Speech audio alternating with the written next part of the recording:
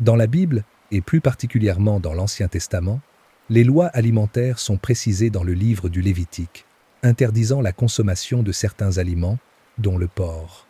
Ces lois font partie de la loi de Moïse, ou loi mosaïque. Lévitique 11, contre 7 à 8 déclare: le porc, parce qu'il a le sabot fendu et le pied fourchu, mais qu'il ne rumine pas, vous sera impur. Vous ne mangerez pas de leur chair et vous ne toucherez pas leurs cadavres.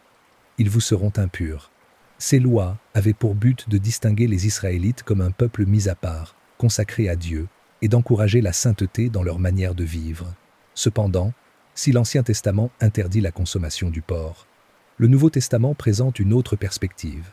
Dans Actes 10 contre 9 à 16, l'apôtre Pierre reçoit une vision de Dieu où il est invité à tuer et à manger divers animaux, y compris ceux considérés comme impurs.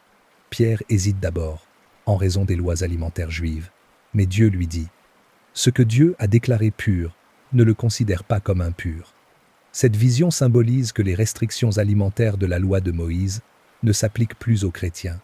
Ainsi, même si l'Ancien Testament interdisait de manger du porc, le Nouveau Testament révèle que ces lois ne sont plus obligatoires pour les croyants.